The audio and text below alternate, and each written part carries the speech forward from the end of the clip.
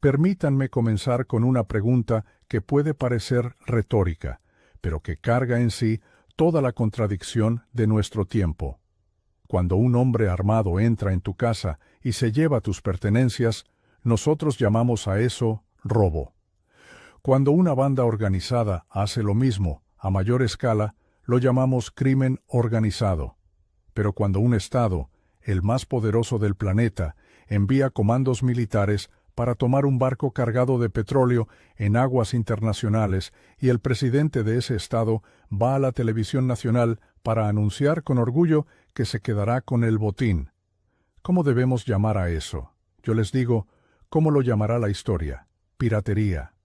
Piratería de Estado. La forma más antigua y más honesta de imperialismo, despojada de todos los eufemismos que el siglo XX nos enseñó a usar. El miércoles 10 de diciembre de 2025, el mundo presenció algo que no veíamos con tanta claridad desde los tiempos de Francis Drake y la Compañía de las Indias Orientales. Fuerzas Especiales de Estados Unidos, en una operación coordinada que involucró helicópteros, agentes del FBI, del Departamento de Seguridad Nacional y de la Guardia Costera estadounidense, abordaron un buque petrolero llamado Skipper en aguas internacionales cercanas a la costa de Venezuela. El barco transportaba más de 1 millón de barriles de petróleo venezolano, petróleo que pertenece al pueblo venezolano, extraído del suelo venezolano, vendido por el gobierno venezolano. ¿Y qué dijo Donald Trump al anunciar esta operación? Dijo, y cito sus palabras porque merecen ser recordadas: acabamos de apresar un petrolero en la costa de Venezuela, un barco muy grande, el más grande jamás interceptado, y nos lo vamos a quedar, nos lo vamos a quedar.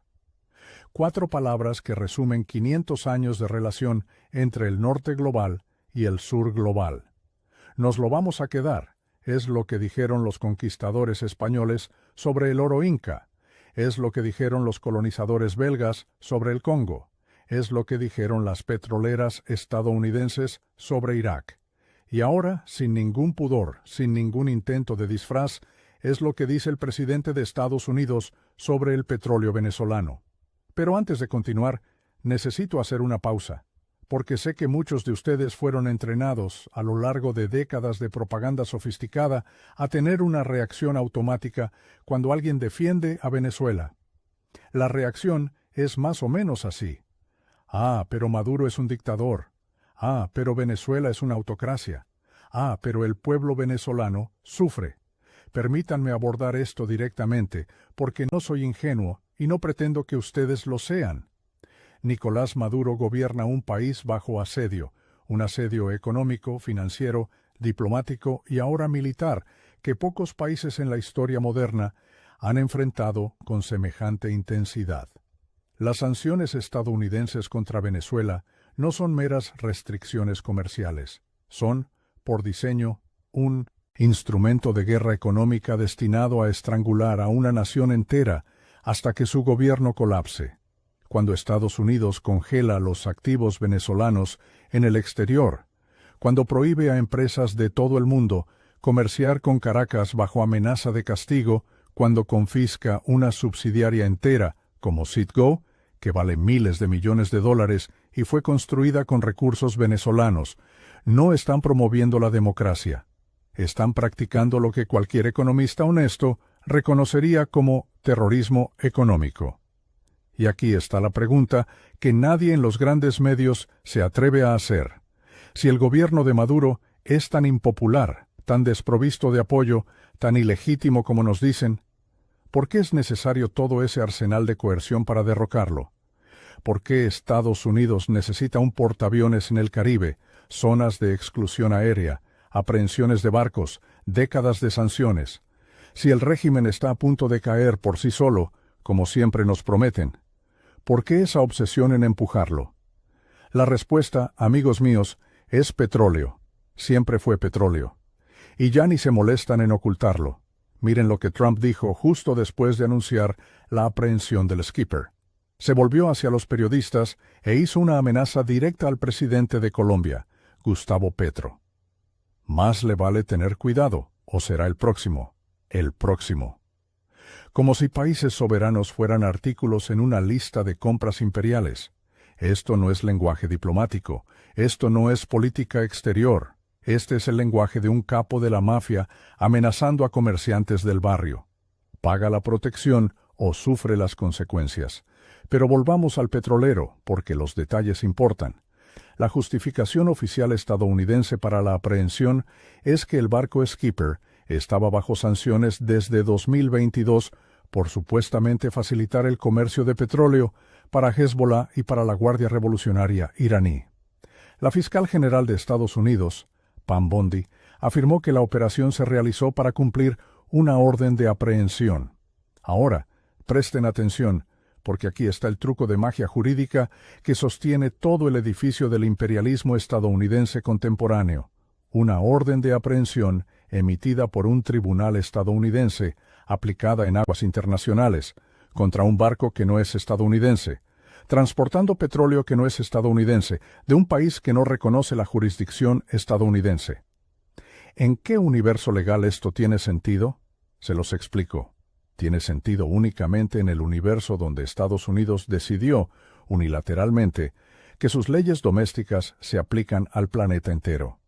Es lo que llaman jurisdicción universal cuando les conviene, y que abandonan completamente cuando la Corte Internacional de Justicia intenta aplicar el mismo principio contra ellos. Las sanciones estadounidenses no son derecho internacional. Repitan conmigo, las sanciones estadounidenses no son derecho internacional. Son decisiones unilaterales de un gobierno que otros países pueden elegir seguir o ignorar. Cuando Washington dice que el petróleo venezolano está sancionado, lo que realmente está diciendo es, nosotros decidimos que ustedes no pueden vender su propio recurso natural, y si alguien lo compra, también será castigado. Esto no es ley. Esto es extorsión a escala global. Y Venezuela no es el único blanco. El mismo mecanismo fue usado contra Cuba por más de 60 años. Fue usado contra Irán, fue usado contra Rusia, se usa contra cualquier nación que ose desafiar la hegemonía de Washington. El patrón es siempre el mismo. Primero, las sanciones económicas para estrangular la economía. Después, la propaganda para demonizar al gobierno. Luego, el apoyo a oposiciones democráticas que invariablemente sirven a los intereses estadounidenses. Y finalmente, cuando todo eso falla, la intervención militar directa o, como vimos ahora, la piratería en alta mar. Pero aquí está lo que hace al caso venezolano particularmente revelador. Las sanciones no funcionaron. El régimen de Maduro no colapsó. Venezuela siguió vendiendo petróleo. China siguió comprando. India siguió comprando. El mundo, o al menos una parte significativa de él, siguió girando a pesar de las órdenes de Washington. ¿Y qué hace un imperio cuando sus herramientas de coerción económica pierden eficacia? Regresa al método más primitivo de todos, la fuerza bruta. La aprehensión del Skipper no es una señal de fortaleza estadounidense. Es, paradójicamente, una confesión de debilidad. Es la admisión tácita de que el sistema de sanciones, esa arma que Estados Unidos perfeccionó a lo largo de décadas, está perdiendo su poder de disuasión. Cuando necesitas mandar comandos en rapel para tomar un barco porque tus sanciones no impidieron el comercio, ya perdiste la batalla más importante, la batalla por la hegemonía sistémica. Déjenme explicar lo que quiero decir con esto, porque es fundamental para entender el momento histórico que vivimos. Después de la Segunda Guerra Mundial, Estados Unidos construyó algo inédito en la historia. Un imperio que no necesitaba ocupación territorial directa para funcionar. El sistema de Bretton Woods, después sustituido por lo que llamo Bretton Woods 2.0, tras Nixon abandonar el patrón oro, creó un mecanismo ingenioso de control global. El dólar se convirtió en la moneda de reserva mundial. El sistema financiero internacional pasó a funcionar a través de instituciones controladas por Washington. Cualquier transacción significativa en el planeta necesitaba, de alguna forma, pasar por bancos estadounidenses o usar la infraestructura financiera estadounidense. Esto dio a Estados Unidos un poder sin precedentes, la capacidad de castigar a países enteros sin disparar un solo tiro. Basta excluirlos del sistema financiero, basta prohibirles usar el dólar, basta amenazar a cualquier empresa que comercie con ellos. Es estrangulamiento económico con fachada de legalidad. Durante décadas esto funcionó magníficamente. Funcionó contra Irán. Funcionó parcialmente contra Cuba. Funcionó contra decenas de países menores que no tenían cómo resistir. Pero algo cambió. El ascenso de China, la resiliencia de Rusia, la articulación de los BRICS, la creciente desdolarización del comercio internacional, todos estos factores comenzaron a erosionar el monopolio estadounidense sobre las finanzas globales. De repente, países bajo sanciones descubrieron que podían comerciar en yuanes, en rublos, en monedas locales. Descubrieron que podían construir sistemas alternativos de pago. Descubrieron que el mundo era más grande que Washington. Venezuela es un caso ejemplar de esta nueva realidad. A pesar de décadas de sanciones, a pesar del confisco de activos, a pesar de la presión implacable, el país siguió funcionando. No sin sufrimiento, no sin dificultades, pero siguió. Y siguió porque encontró socios dispuestos a ignorar las órdenes estadounidenses. Y aquí está la ironía deliciosa. Cuanto más Estados Unidos usa las sanciones como arma, más incentiva al mundo a construir alternativas. Cada sanción unilateral es un argumento a favor de la desdolarización. Cada confisco de activos es una razón para que los países guarden sus reservas en otro lugar.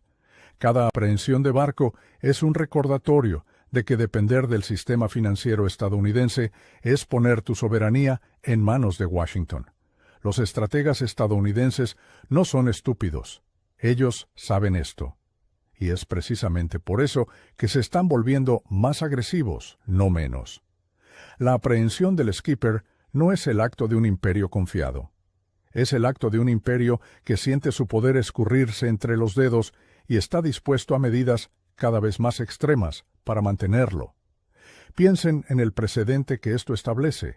Estados Unidos acaba de demostrar, para el mundo entero, que barcos comerciales pueden ser tomados en aguas internacionales si Washington así lo decide, que sanciones unilaterales pueden ser aplicadas por la fuerza, que ningún país, ninguna empresa, ningún barco está seguro si desagrada al hegemón. Pero los precedentes funcionan en ambos sentidos. Si Estados Unidos puede hacer esto, ¿qué impide a China hacer lo mismo en el Mar del Sur? ¿Qué impide a Rusia en el Ártico? ¿Qué impide a cualquier potencia regional declarar que ciertos barcos violan sus sanciones y aprehenderlos? Los estadounidenses acaban de legitimar la piratería de Estado como herramienta de política exterior. Y cuando el orden internacional que ellos mismos construyeron comience a desmoronarse, solo tendrán a sí mismos para culpar. Pero déjenme hablar de Venezuela específicamente, porque este país merece más que ser tratado como peón en un tablero geopolítico. Venezuela posee las mayores reservas probadas de petróleo del mundo, mayores que las de Arabia Saudita, mayores que las de Irán e Irak combinados. En un mundo que todavía depende fundamentalmente de hidrocarburos, esto hace de Venezuela uno de los países más estratégicamente importantes del planeta, y es exactamente eso lo que pinta una diana en su espalda. Desde que Hugo Chávez llegó al poder en 1999 y comenzó a usar la riqueza petrolera para financiar programas sociales en vez de enriquecer a élites locales y corporaciones extranjeras, Venezuela se convirtió en enemiga de Washington, no por ser una dictadura. Estados Unidos apoya alegremente dictaduras cuando sirven a sus intereses, desde Arabia Saudita hasta Egipto. No por violar derechos humanos. Washington sigue vendiendo armas a regímenes que cometen atrocidades. Venezuela se convirtió en enemiga porque osó una cosa imperdonable: usar sus recursos naturales en beneficio de su propio pueblo. Cuando Chávez nacionalizó sectores de la industria petrolera, cuando renegoció contratos con multinacionales, cuando usó las ganancias del petróleo para construir escuelas, hospitales, programas de vivienda, cometió el crimen máximo en el orden neoliberal, priorizó la soberanía sobre el lucro corporativo, y eso, amigos míos, es algo que el sistema no perdona. La historia de América Latina en el siglo XX es, en gran parte, la historia de países que intentaron hacer lo mismo y fueron destruidos. Guatemala en el 54, cuando un gobierno democráticamente elegido intentó una modesta reforma agraria y fue derrocado por la CIA. Chile en el 73, cuando Allende nacionalizó el cobre y fue asesinado en un golpe apoyado por Washington. La lista continúa: Brasil, Argentina, Honduras, Haití. En cada caso, el patrón es el mismo. Cualquier gobierno que ponga los intereses de su pueblo por encima de los intereses del capital estadounidense será desestabilizado, sancionado, y si es necesario, derrocado. Venezuela bajo Chávez y Maduro es solo el capítulo más reciente de esta historia. La diferencia es que, esta vez, el país se está resistiendo hace más de 2 décadas. Y eso enfurece a Washington. Cuando Maduro dice que la acción estadounidense es piratería internacional, no está usando hipérbole. Está describiendo precisamente lo que sucedió. Un barco fue tomado por la fuerza en aguas internacionales, su carga fue confiscada, y el presidente del país agresor anunció públicamente que se quedará con el botín. En cualquier otro contexto, en cualquier otra época, esto sería reconocido universalmente como crimen. Pero vivimos en una época donde el lenguaje fue corrompido a tal punto que crímenes pueden ser rebautizados como aplicación de sanciones y aceptados sin cuestionamiento. ¿Saben qué más me impresiona de esta historia? La reacción, o mejor dicho, la falta de reacción, de la comunidad internacional. ¿Dónde están las condenas de los aliados europeos? ¿Dónde está la indignación de las ONU? ¿Dónde están los defensores del derecho internacional basado en reglas que no se cansan de invocar ese concepto cuando les conviene? El silencio es ensordecedor, y ese silencio revela una verdad incómoda. El orden internacional basado en reglas del que tanto hablan es, en realidad, un orden donde Estados Unidos escribe las reglas y decide cuándo aplicarlas.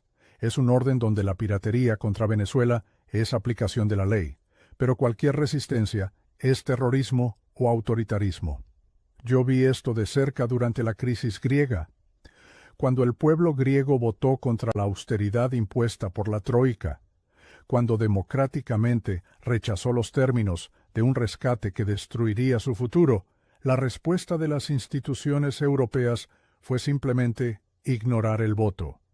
La democracia, nos dijeron implícitamente, solo vale cuando produce los resultados correctos. De lo contrario, puede ser descartada. Venezuela enfrenta la misma lógica a una escala aún mayor. El país realizó elecciones. Maduro ganó. La oposición impugnó. Pero noten que la impugnación solo fue legitimada por Occidente porque el resultado no agradó a Washington. Cuando elecciones en países aliados producen resultados cuestionables, y hay innumerables ejemplos, el silencio es absoluto. No estoy diciendo que Venezuela sea una democracia perfecta. Ningún país lo es. Estoy diciendo que el criterio usado para juzgar a Venezuela no tiene nada que ver con democracia y todo que ver con obediencia. Un país puede ser una monarquía absoluta, puede ejecutar disidentes en plaza pública, puede bombardear vecinos. Mientras sea aliado de Washington, será tratado como socio legítimo. Pero si osa desafiar la hegemonía estadounidense, será inmediatamente clasificado como régimen y sometido al tratamiento que estamos viendo.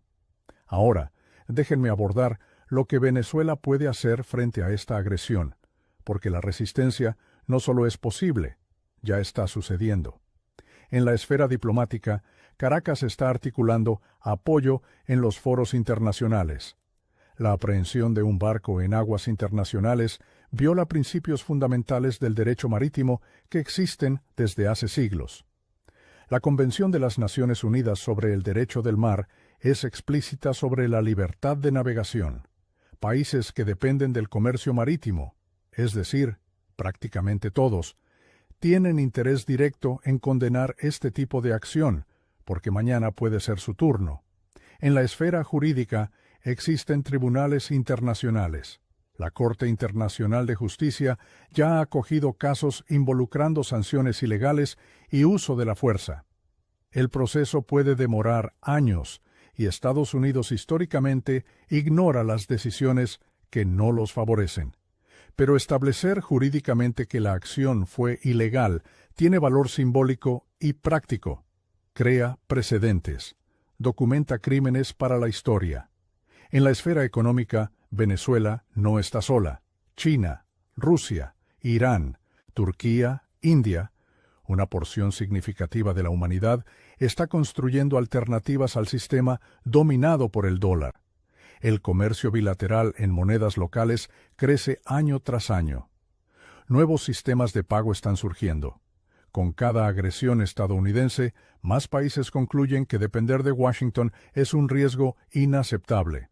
Y aquí está el punto crucial. Estados Unidos puede apresar un barco, 2 barcos, 10 barcos, pero no puede apresar la historia. No puede impedir la transformación estructural del sistema internacional que está en curso. Cada acto de piratería solo acelera esa transformación. Piensen en la aprehensión del Skipper no como una victoria estadounidense, sino como un síntoma de desesperación. Es el acto de un imperio que está perdiendo la capacidad de controlar mediante la economía y está recurriendo a la fuerza bruta. Y la fuerza bruta, como cualquier estudiante de historia sabe, es el recurso de los imperios en declive. Roma no cayó en un día.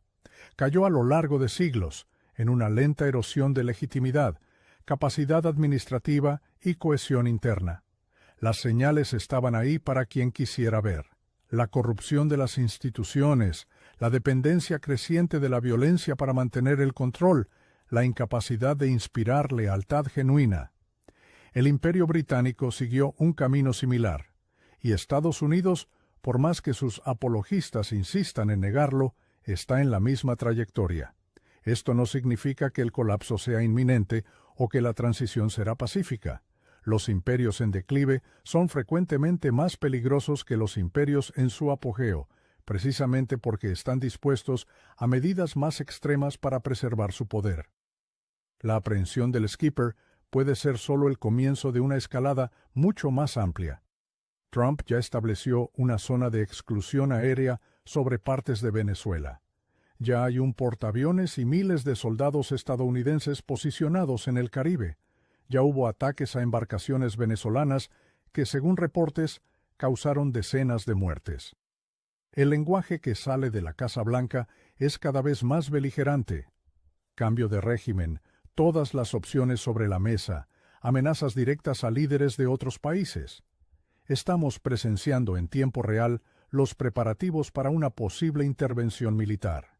Y la aprehensión del petrolero sirve múltiples propósitos en esta escalada. Prueba la reacción internacional, establece precedentes operacionales, estrangula aún más la economía venezolana y, no menos importante, satisface la sed de espectáculo del presidente estadounidense. Porque no nos engañemos, hay un elemento performático en todo esto. Trump es, ante todo, un showman, y la imagen de comandos estadounidenses descendiendo de helicópteros para tomar un barco enemigo es exactamente el tipo de contenido que alimenta su base política. Es cowboyismo imperial para consumo doméstico. Pero las performances tienen consecuencias reales. Cada escalada hace la siguiente más probable. Cada línea roja cruzada normaliza el cruce de la siguiente, y en algún momento, si esta trayectoria continúa, habrá sangre. Aquí necesito hacer un llamado directo a ustedes que me escuchan. Venezuela puede parecer distante, puede parecer que sus problemas no nos afectan. Puede ser tentador aceptar la narrativa cómoda de que se trata solo de una disputa entre democracia y dictadura, entre bien y mal, y que Estados Unidos, a pesar de métodos cuestionables, está del lado correcto. Rechacen esa narrativa. Es una trampa. Lo que está en juego en Venezuela no es solo el destino de un gobierno o incluso de un país. Es el principio de que naciones soberanas tienen el derecho de controlar sus recursos naturales. Es el principio de que sanciones unilaterales no pueden sustituir al derecho internacional. Es el principio de que la fuerza bruta no puede normalizarse como herramienta de política exterior. Si permitimos que Estados Unidos establezca el precedente de que puede apresar barcos, confiscar petróleo y amenazar con intervenciones militares contra cualquier país que desagrade a Washington, no habrá más orden internacional. Habrá solo la ley del más fuerte, y en esa ley, la mayoría de la humanidad, todos nosotros que no nacimos en la potencia hegemónica, seremos siempre los perdedores. La solidaridad con Venezuela no es, por lo tanto, una cuestión de simpatía ideológica, es una cuestión de autodefensa colectiva. Es reconocer que los principios que protegen la soberanía venezolana son los mismos que protegen la soberanía de todos los demás países. Cuando esos principios son violados impunemente, todos quedamos más vulnerables. Hay un concepto en la filosofía política que me parece relevante aquí: la idea de que la injusticia en cualquier lugar es una amenaza a la justicia en todas partes. Martin Luther King popularizó esa frase, pero la idea es mucho más antigua.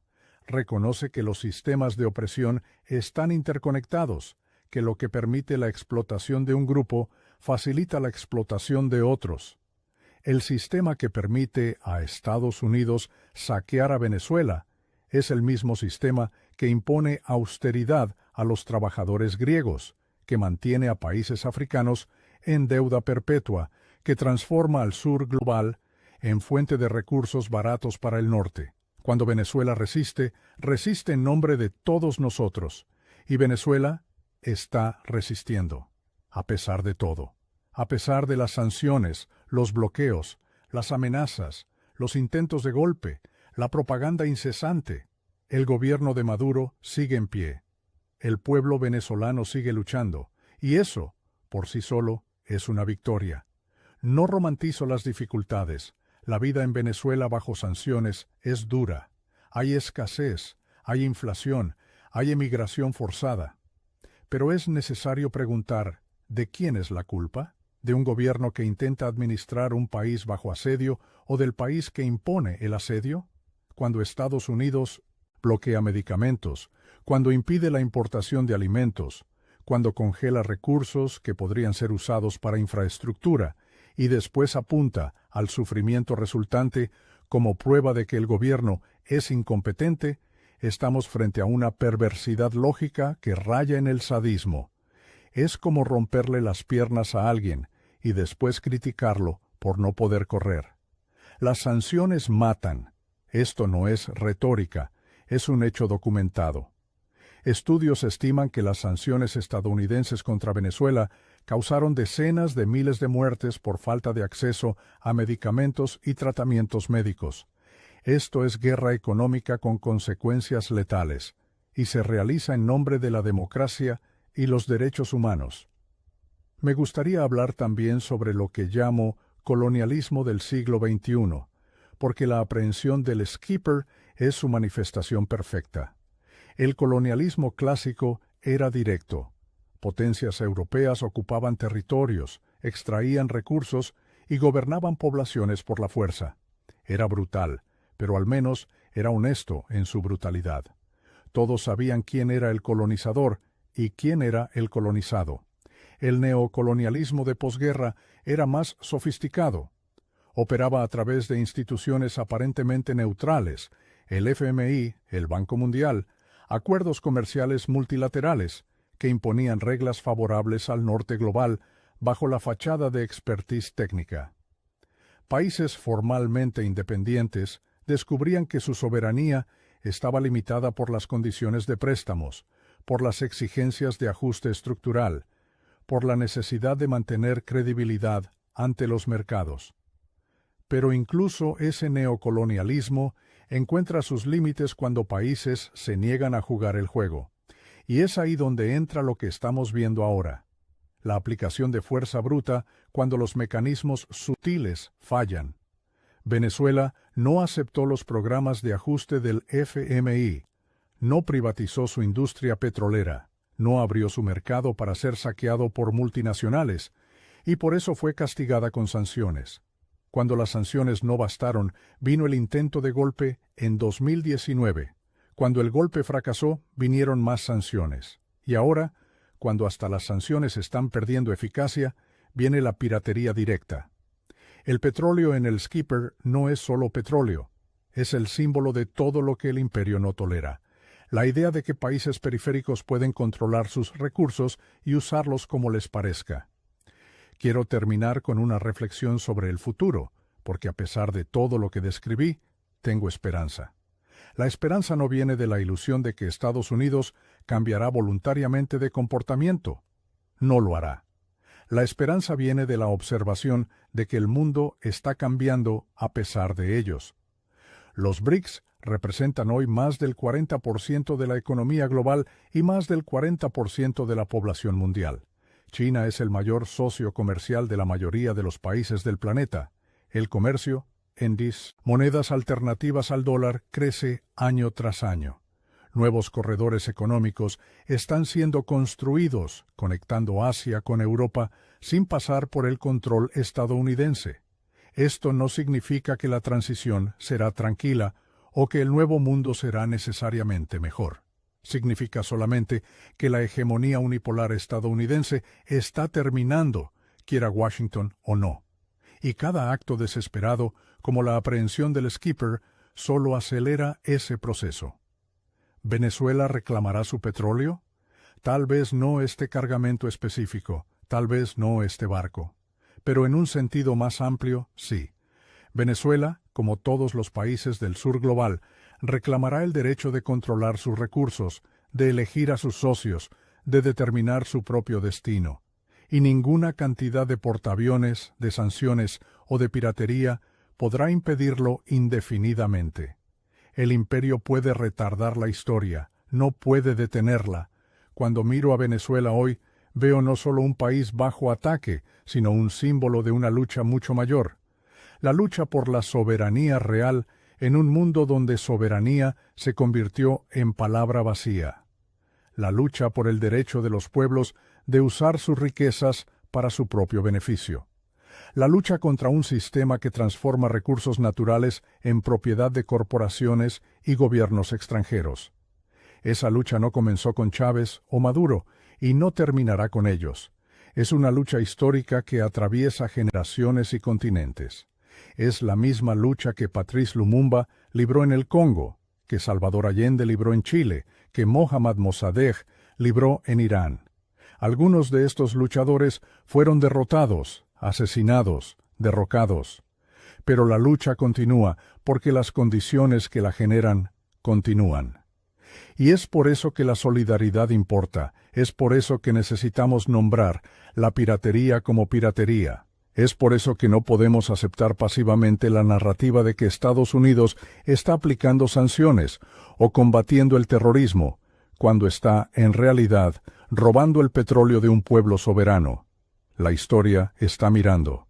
Y la historia juzgará no solo a los piratas, sino también a aquellos que vieron la piratería suceder y eligieron el silencio. Yo elijo no quedarme en silencio, y espero que ustedes hagan lo mismo. Cuando Trump dice que va a quedarse con el petrolero, cuando amenaza a Colombia, cuando posiciona tropas en el Caribe, está hablando no solo para Maduro o para Petro, está hablando para todos nosotros. Está diciendo, este es el mundo que queremos construir, un mundo donde la fuerza prevalece sobre el derecho, un mundo donde recursos pueden ser tomados impunemente, un mundo donde algunos países son soberanos y otros son presas. Rechacen ese mundo, rechacen esa lógica, rechacen ser cómplices silenciosos de piratería imperial. Venezuela resiste, y mientras Venezuela resista, la esperanza de un mundo diferente permanece viva.